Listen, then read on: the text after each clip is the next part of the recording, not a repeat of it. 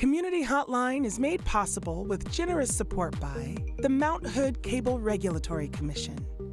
The Mount Hood Cable Regulatory Commission advocates on behalf of the public interest on communications policy issues at the local, state, and federal levels.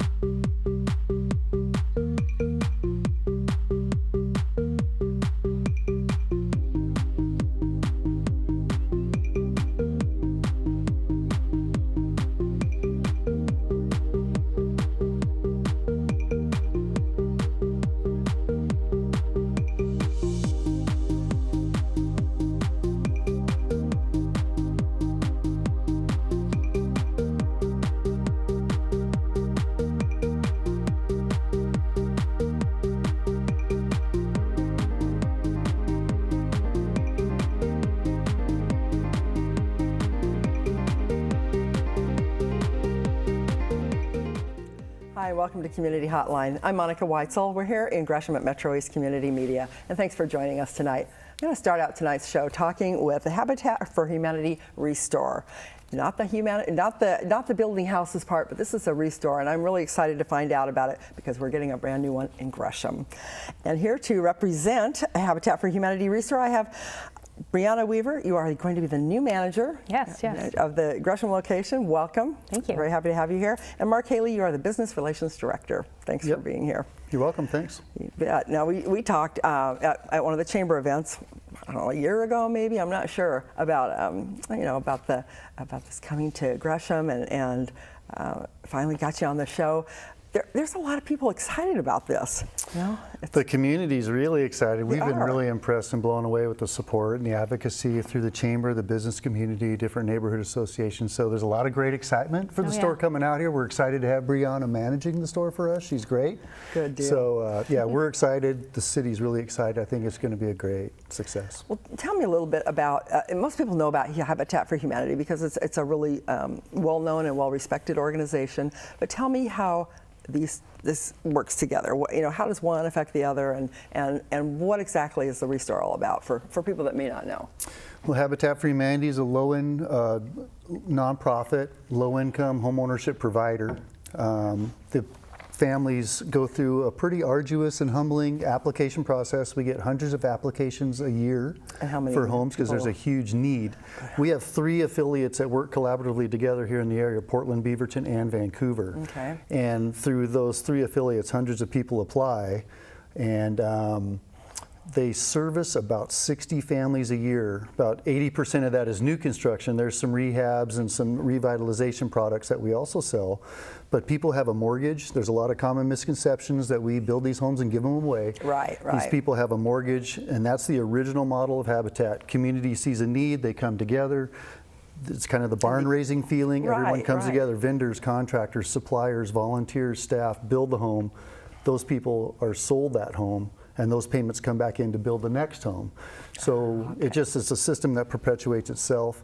And here in the Portland area, Portland, Beaverton, Vancouver area, we have a 5-county territory.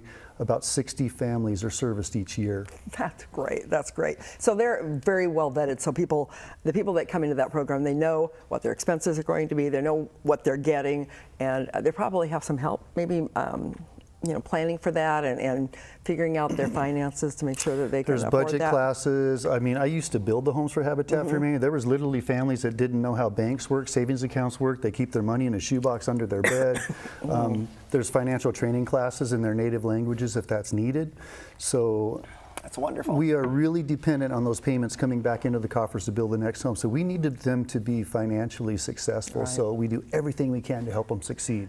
Good job histories. Of course, the need is a big factor, but and they're more often than not families with children. Is that correct, or is it all different kinds of families? It's all different demographics. The homes that get built for it's the application and the need and what the properties are, the projects that we have going, and the family services departments can match that up.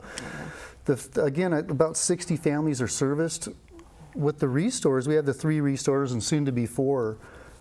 Our goal was to raise about enough money to maybe build 13 to 14 homes. This past year, we'll have raised enough money to build 15 homes through these restores. Wow. So, wow, that's great. So 25 to 30% of the production in the region, in our territory, is from these restores, people donating and shopping at the restores. So that is what homes. the point of the restore is, to help build more homes. And that's how it fits into the Habitat model. Yeah. And Brianna could speak to the stores and how that fits in. Well, how long have restores been around?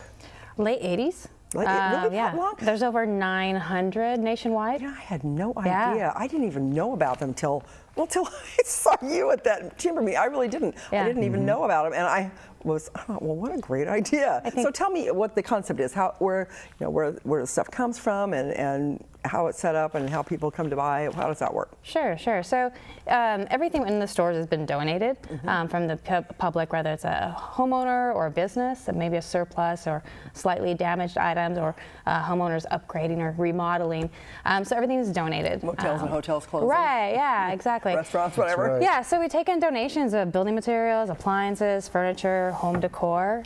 We take those items in. Because it's donated, there's no cost, so we can sell it at a great discounted price to the public. So roughly we're between 25-75% off retail, depending on if it's new or used and the condition. Yeah, so we sell those items, and then the proceeds go back into the home projects. But we also are ran by majority volunteers.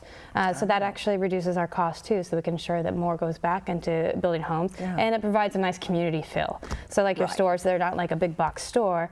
It's more of a community. You walk in there and there's volunteers helping out. You've got people that They're just not on commission trying to sell you something. No, they're just there's just a lot of good-hearted people. Right. They're all there to benefit the community and to help out. It really gives a great vibe in the stores. Yeah. It's probably a wonderful fun place to volunteer. Yeah, and just volunteer, shop, donate. It's great. I plan to do some shopping and probably donating, but so the locations that you now have are where? We have Vancouver. Okay. Beaverton, the Portland store is just down the street on 205, by Mall 205, and then the Gresham store is going to be 181st and Gleason. That's great. That's great, and that's an area that could use a little bumping up here, and I think it's going to be really successful. I really think it is. Yeah. People are talking about it all through the area. It's like, I can't wait till that opens up. So you can get a really, really good deal there. The people are nice. There's no pressure there, and the people that work there, you said, are mostly volunteers. Will you have a need at the new location for volunteers? You already have that? Oh, absolutely. We always need volunteers. Okay, and probably not just to be like the sales clerks, but you need people to inventory the stuff and go through it and price it. We'll, if you're willing to lend your time and your whatever skill set you have, we'll find a place for you. Okay. So we are very adaptable. We have basic needs for the store to keep it running, but then outside there, we have people that will organize because they are a little OCD and they love to organize, or we have somebody that wants to come in and just greet people. People that like to just move around heavy things, people who want the extra heavy lifting. I'd be the greeter. Yeah, we if you want to be there and you want to be part of it, we'll find a place for you. The really nice thing too is our stores. There's such a myriad of tasks that are available for the stores, and all different levels of skills can come there. Our stores are really a great place for businesses to get their people out of the office, little team building activities. The shifts are half days, but it's also a lot of special needs folks and their coaches come, because we have the simplest of tasks, and we can plug those folks in. So they may not fit in other nonprofits or other places, but the Restore is just a place that we can really accommodate any skill level, any need. People that are challenged in a lot of different ways, people in wheelchairs, just people that can come and be involved. Developmentally disabled. I've interviewed several different organizations that try to place developmentally disabled, or challenged adults into workplaces, and sometimes that works out, but sometimes it doesn't. But something like that would be great. And we've proven that for years and years, and we just love doing that. It's a great way to engage just one more demographic in the community. They really have a lot of fun there. We've had them come, learn skills, move on, get other jobs even. My favorite story is a developmentally disabled fella. We taught him how to do things. He got so comfortable, he was grabbing other volunteers and showing them how to do things. So it's is he a volunteer then? Yes. So he's just getting experience, something to put on a resume. And something to do. His parents were so happy that he had some place that he could really love to come, look forward to come. He could ride the bus by himself, come to the store. But when I saw him grabbing other volunteers and showing them what to do, that was exciting. Then you knew that was a success in volunteering right there. That's great. Yeah. So that's great. So tell me about the hours of the store. Is it open every day? Is it just 5 days a week? What are the We're closed on Sundays. Closed on Sundays. So Monday through Friday, 9 to 7. And then Saturdays 10 to 5. Okay. So plenty of shopping hours. You're on your way home. You can just take a load off from traffic, swing by, buy some When the stuff. traffic's really bad. Yeah, it's actually a great detour through our parking lot. And while you're there, just stop and shop for a little while. Yeah. Well, you're in kind of a shopping little complex, a new location there. It was the old Albertsons or Albertsons, and then it was a Rite Aid. And I think being the donation driven really makes it exciting. You never know what's coming in. It's a little different every day. We have all these regular shoppers that come in and they take their lap and we'll see you tomorrow. And so it's just really fun. So it's not like you can go on a website and say, oh, look, this just came in. You have to go in and check it out. And that's pretty the beauty much, of right? it. And that's fun. You'll find things that aren't even out there available, well, except for if they've been donated because they've been in somebody's garage for 20 years. And so they're treasures because you can't buy them. Yeah, tell me about this piece. What is this here? Well, a big shopper demographic for us are DIYers, crafty people that are just into kind of old vintage and creating and doing their own things. So these are some parts and pieces that were in the store. So there's some chicken wire there. There's some chicken wire, some chicken paint. Yeah. It's an old cabinet door, some old metal roofing from a barn, and some hardware, some old fence boards. But these are the kind of things that you can find in the store, kind of some examples of stuff, the materials that you'll find in there. Yeah, so it's just really fun being able to build those things. And we have that's a pretty popular shopper demographic for us, people doing crafts and DIY projects and things like that. I hate doing crafts, but lately, in my older age, I've been wanting to do crafty things. So and this was actually released in our e-blast, our e-newsletter.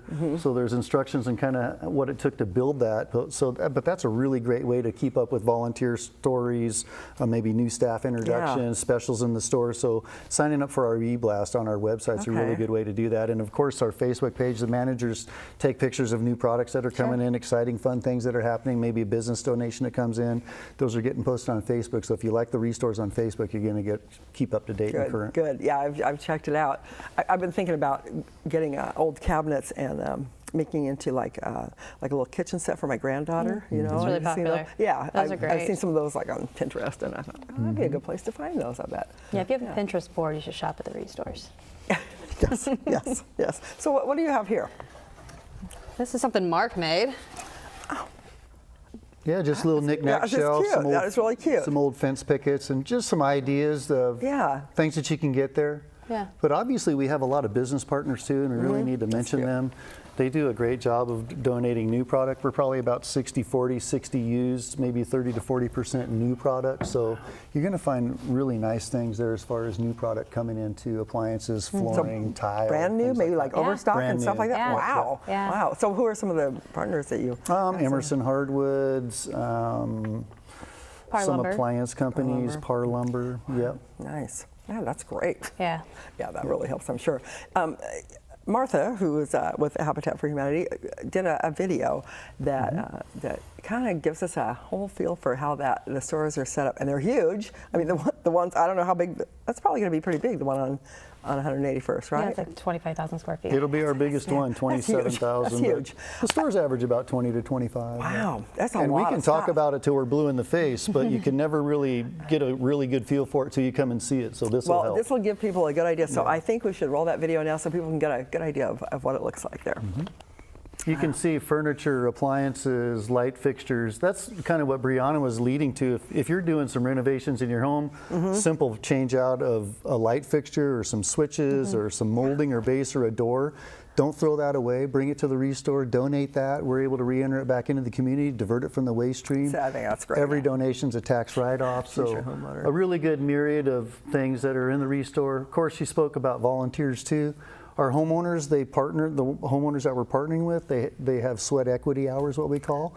So 300 to 500 hours. So a lot of them do their hours in the restores, and they really love that. These look like bags of like nails or screws or whatever. That's See what kind of bags those were? We repurposed those bags. Those are coffee bags. Oh, they were coffee bags? Or I said Yeah. bakery bags, coffee bags. So, holiday displays, there's a greeter, regular volunteer greeting folks, doors, windows, carpet. Wow. And these are pictures and shots from all 3 of our stores. And it displays like really ways to be involved volunteering, processing the donations, unloading the donations, helping customers load donations. Cute stuff. Merchandising. I'm looking at stuff that I bought brand new that I would have been just as happy having it. It's good quality stuff. Yeah. Yep. You know, and we on our website we have a complete donation guideline. So if anybody's curious, like what they can donate, you can go there and get the details on it. But you know, they can be reused and it's in good condition. Yeah. You know, definitely think of us. And as we set up the Gresham store, we definitely need lots of volunteers to make it happen to get to this point. So. There's a few pictures right there of our salvage service team. They go in and glean products out of homes that are being remodeled or deconstructed. They can go in and glean out cabinets and light fixtures, doors, trim, anything that's in the house that we can sell in the store. So we have that salvage service that comes out with their truck, and the professional crews takes about a half a day to tear out the kitchen and clean everything up and walk away. So really nice service. Do you happen to know if you had a professional company come in and do remodeling for you, if you could request that they use Restore for the... We've had customers that are doing remodels that will not let their contractor do the job unless the products are diverted to the Restore. That's great. That's great. I helped run and manage that salvage service program for a while, and I had customers that dictated to their contractors that they were going to use the Restore. It's your stuff, right? It's your stuff they're taking out. They'll probably resell it somewhere, but if it's... And that's what really helps the Restores really build and grow, is people have this reuse, repurpose and mindset. They want to do the right thing. They don't want these good products going into the landfill and into the waste stream, and we're the vehicle to divert that from. So I think this area is really big on that too. You know, the Oregon and Washington area. I think, you know, the Pacific Northwest is they really get behind the recycle, reuse, and there's a lot of stores nationally, but there's a few pockets of the country that they're really doing well, and this is one of the regions. It's just that lifestyle mindset that we have. Yeah, I think that's great. I think that's great. So if people are interested in volunteering, they can go to the website. If they're interested in donating, they can go to the website and find out all the information. The new store is going to be opening springtime, late spring, something like that, I heard. So you're going to give us a date? How about this? The more volunteers we get in to help us get it going, the sooner we can open. So I'm going to put that back on everyone else's plate. That's great. All of our the donation guidelines specifics are on the website, and on the if they're going to sign up to volunteer on the website, they can actually bring up the calendar, match the availability. Oh, that's and again, great. it's half-day shifts. So tell me about people. You said something about people coming in like a team building, like a it could be a club or it could be a company or something like that. So you could come in for like a half day and maybe it's our staff retreat day. So in the morning we're going to talk about our strategic directions, and then in the afternoon we're going to go volunteer. Absolutely, That'd we be have fun. lots of groups that do that, and we'll cater the day to fit the group and the need. So it's a lot of fun. We've done that with like Intel out in Beaverton. Intel would come out, they pay their staff to come volunteer for a day, so we get like 20 of them, and we get a great big project set up for them. It's great team building. Yeah, that's wonderful. Yeah, and you know what? It's good for them too, because it's good for the team building, but it's also good corporate, social responsibility kind of thing. So everyone wins. And a lot of them are partners in other ways. Like Wells Fargo brings their groups out. Different departmental groups come out from Wells Fargo. They're big sponsors for the homes too. So not only the Restores volunteering, but those community partners that help build the homes, they plug into the Restore. It's pretty easy that way. So. That's great. That's great. So we talked about the volunteer opportunities, the salvage service program, and that people can actually tell their contractors that I want my old home furnishings or whatever to go to Restore. And we could call you if we had questions about that, right? Absolutely. You'd probably help us through that. Is there people, when they come to the store, they have a really good time. I mean, you could tell that it's just the people in the pictures, they enjoy shopping there. Oh, yeah. So what are some of the weirdest things that you've seen that have come in the doors? Anything really odd stand out as far as? We had a car donated once. A car?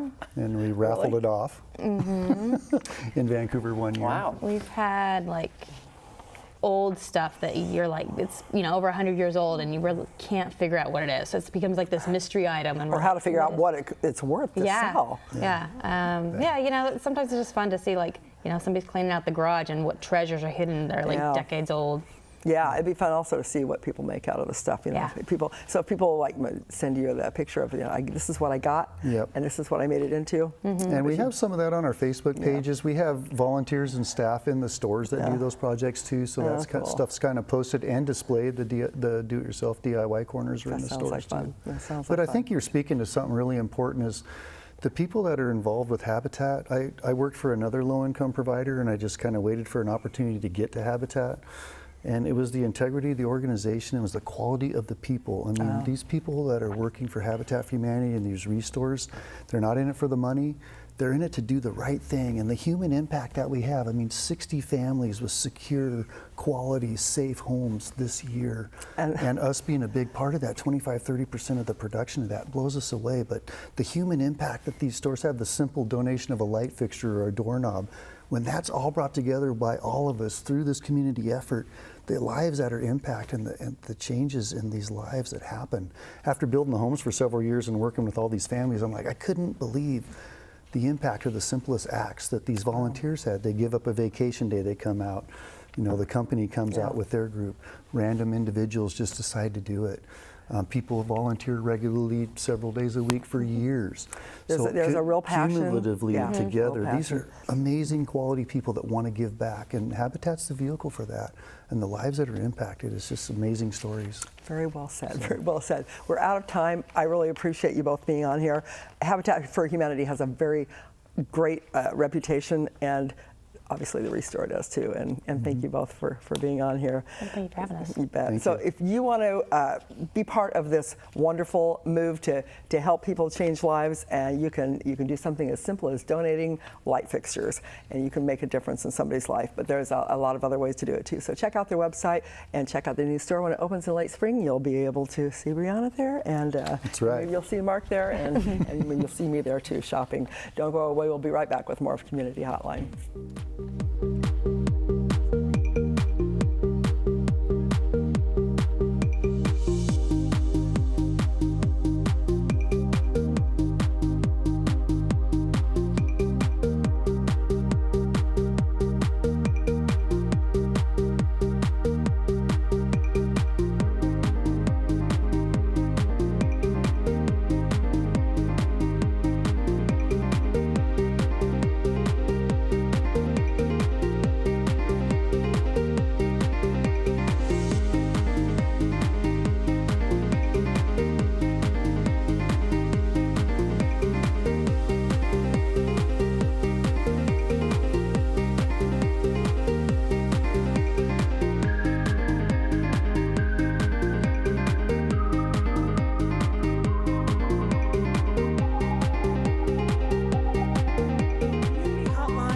Possible with generous support by the Mount Hood Cable Regulatory Commission. The Mount Hood Cable Regulatory Commission advocates on behalf of the public interest on communications policy issues at the local, state, and federal levels.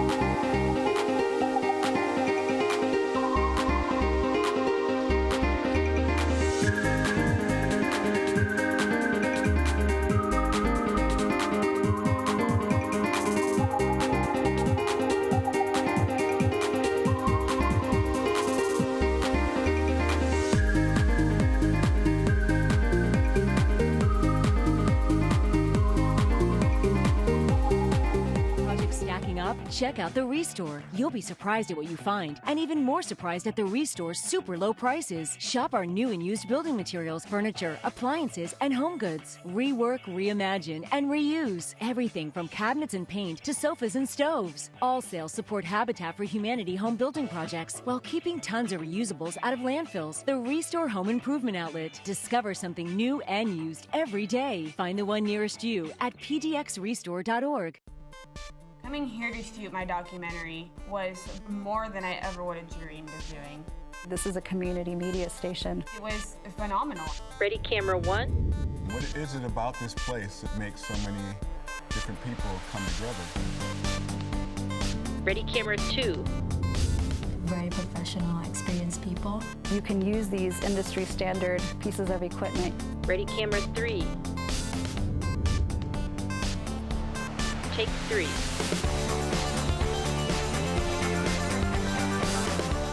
don't have to be rich to do this. Open people's eyes to something they've never even thought of before. Cool stuff happens. It becomes this community. That's going to really change who's telling the stories and who's controlling the messaging.